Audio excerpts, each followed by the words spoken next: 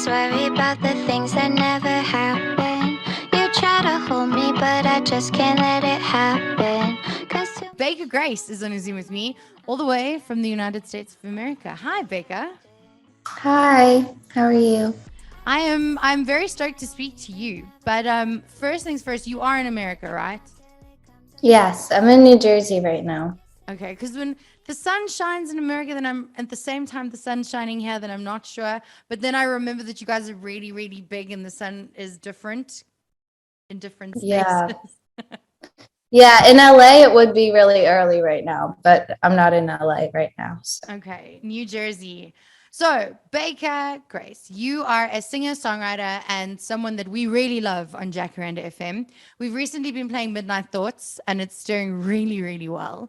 But before we get into that single and before we get into what's coming next, I want to talk a little bit about you. So, Music Mondays on my show are about the person behind the music, who you are that we don't perhaps know.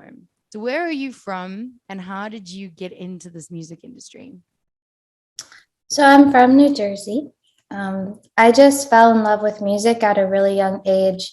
My dad always had bands growing up and wrote songs, so I just listened to him sing. I was actually listening to him sing some of his songs on the guitar, just laying down listening to him the other night, and it really brought me back to why I fell in love with music. And then I just started singing myself. I was always performing around the house, and it just was that was always when I was the happiest. And then when I was 14, I started having these deeper, kind of darker feelings. And that's when I really started writing my own songs. I feel like music comes into play for me when I feel emotions that I can't explain with words.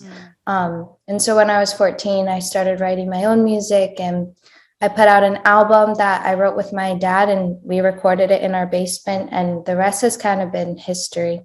Yeah.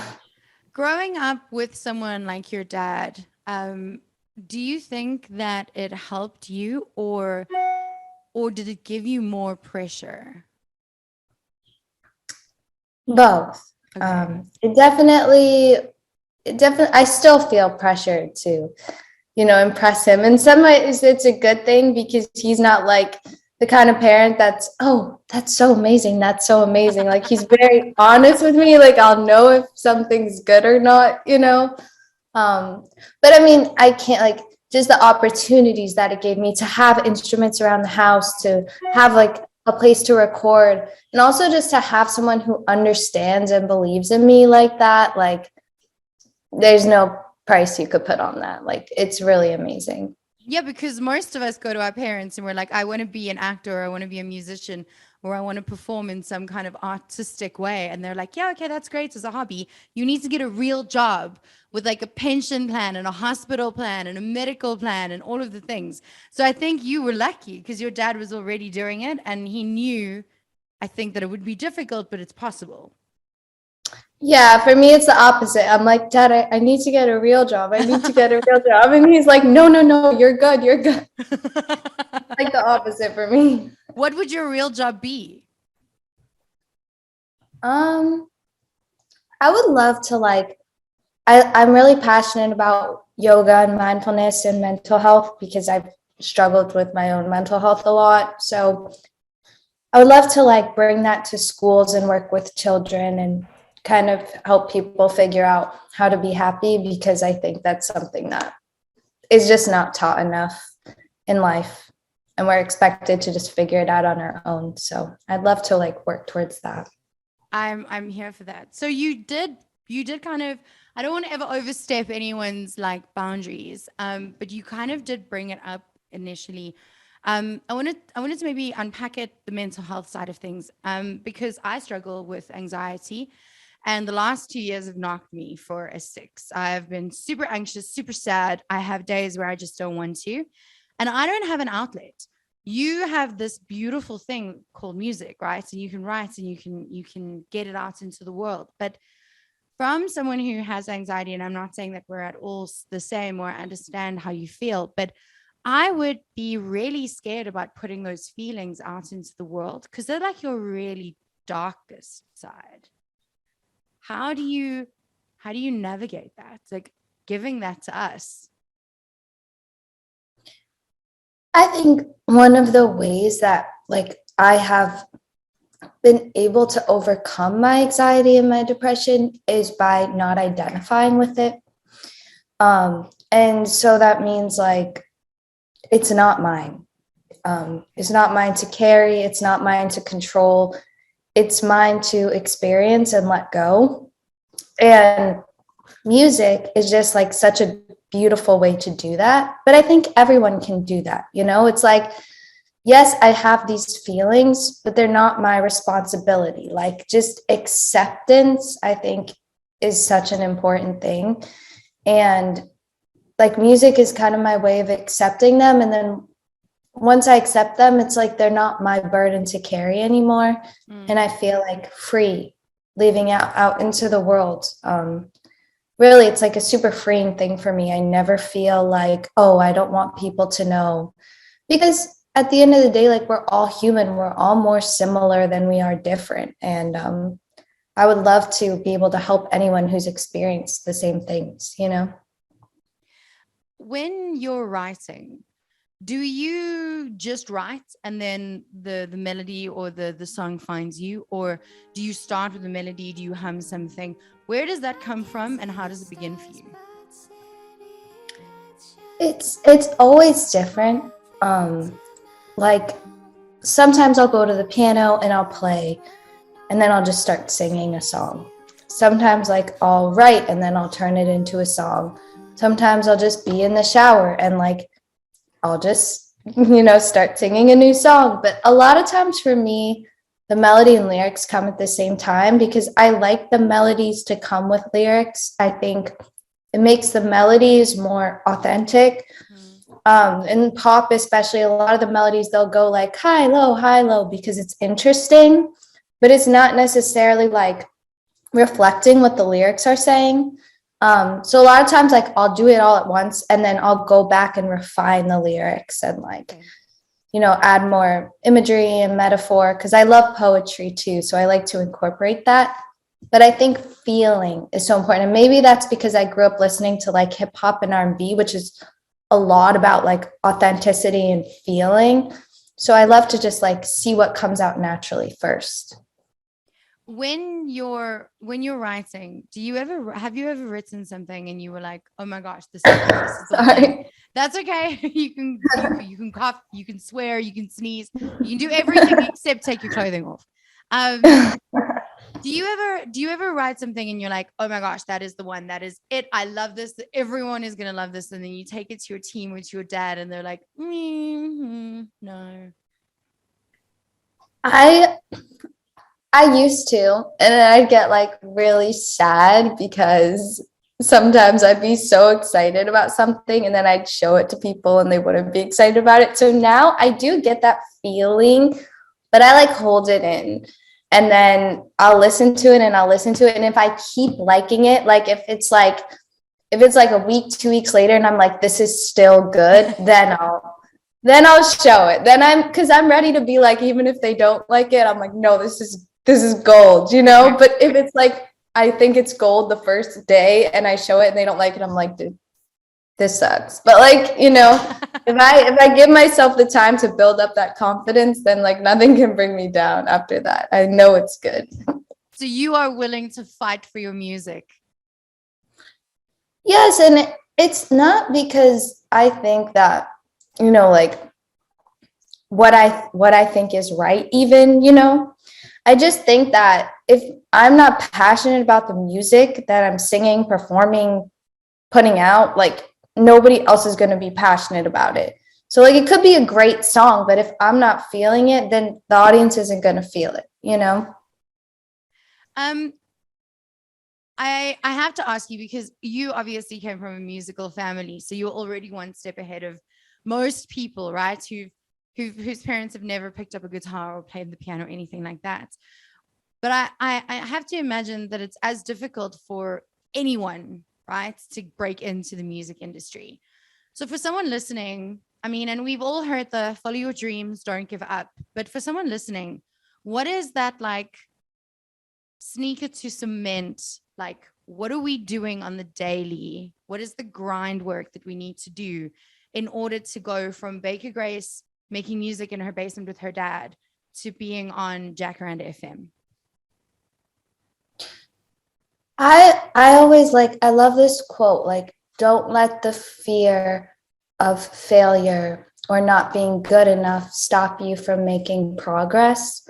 And I think I take that quote every single day because the music industry, like, you'll have success here and then it'll go down, and success here and go down, especially with Spotify. One song will get 5 million, then one song will get, 200,000, then one song will get 10,000. Like, you just never know. And so my advice is, like, if you're choosing to do an art as a career, you're committing to your art, and like, stay committed to making the best art you can and being true to yourself, and just focus on what you want to create and share with other people and how you can share it with other people, because that's the stuff that's going to last forever.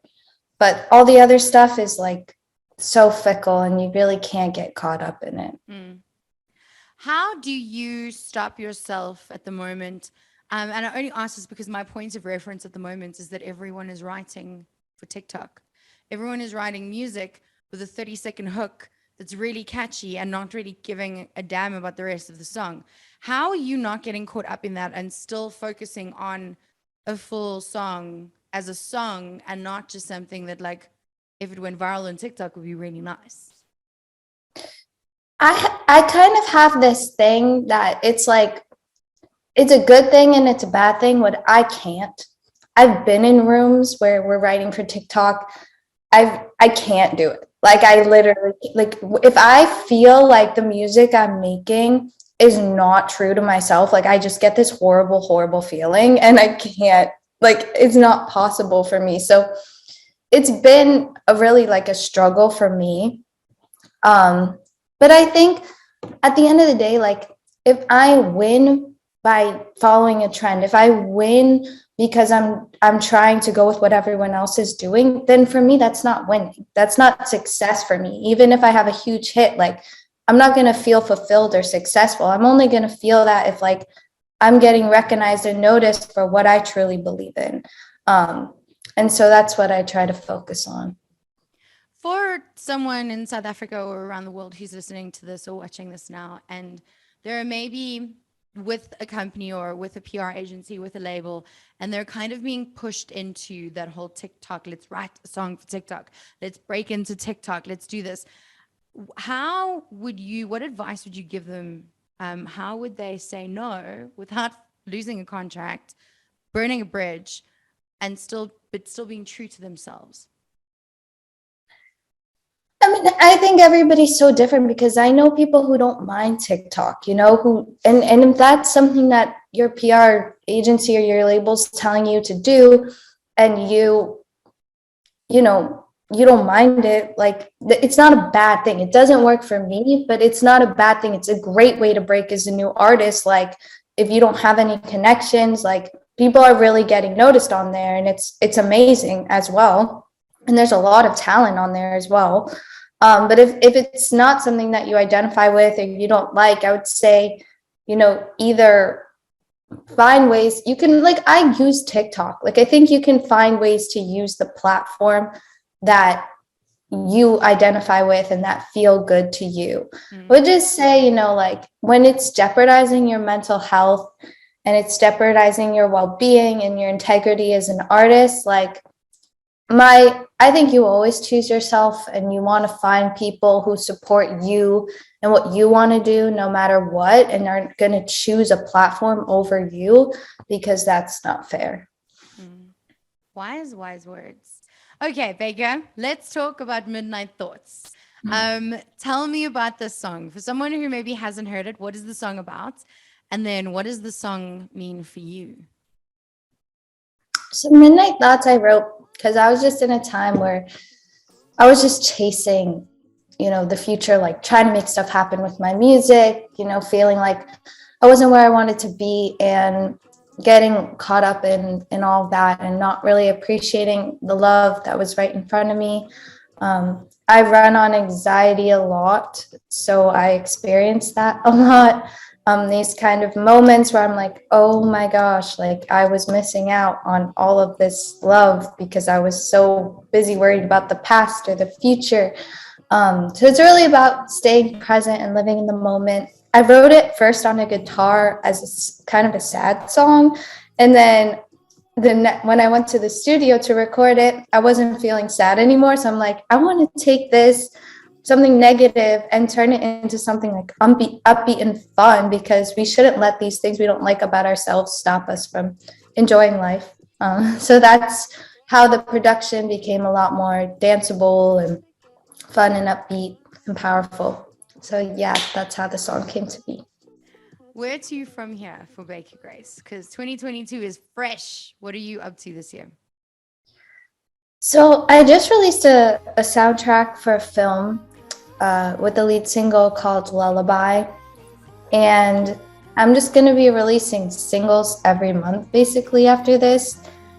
At the end of March, I have a single coming out, and it's the first one I ever produced myself. So I'm like super, super excited about it. I also danced in the video for the first time. Never danced before. So yeah, it's like really exciting for me because I feel like it's really mine. And yeah, that's coming out the end of March. So look out for that. I am ready for the single. Can you tell us what movie it is?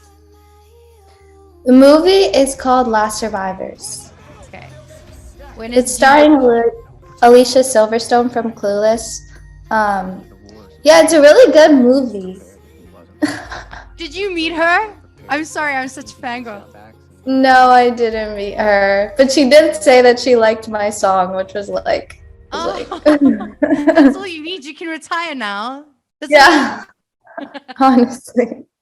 Sure, from Clueless likes your song. You are good now. You never have to do anything else. You can retire on that. Okay, so you have a busy year. Tell me something before I say goodbye to you. I'm from a generation where we bought albums and we listened to albums from beginning to end because they told a story, right? And the artist would release an album and it kind of encapsulated like their blue period or whatever, you know, like a painting. And nowadays, the youngsters like yourself are releasing singles. Are you still telling a story within the space of like an EP? Or are you just telling a story like an overarching story? I think that each of my songs kind of tells a story in itself. And I think what's beautiful about an album is like not every song needs to have a beginning, middle, or end. It can kind of, the whole thing can tell a story. So I've actually been writing a lot of album songs in my home studio, putting together demos that I've just been sending out because I really do want to make an album. So I hope to make an album in the new year. But as I think, you know, if you put all my singles together, I think you'll see the story of me because it kind of shows my progression as I'm growing up and going through life. I love that. You're going to have such an incredible album to look back on when you're like 60 and 80, and you're going to be looking at, you're going to be like, I can't believe I was that girl. Like, I can't believe how much I've grown. Can't believe I worried so much about such nonsense. I know, I always think about that. I'm excited for the rest of the year, and I'm excited to watch the movie and listen to the single from the movie. Baker, where do we get in touch with you? Where do we follow you? And where do we find out what you're up to? Yeah, you can follow me at Baker Grace Music on all the social platforms, Instagram, TikTok, Facebook. Feel free to message me or tell me if you like the music. And yeah, there's a lot of good stuff coming. So I hope you can follow me in that journey. Definitely. We're in for the long run. Baker, thank you so much for your time. This is a really lovely chat. Thank you for having me. Jacaranda FM.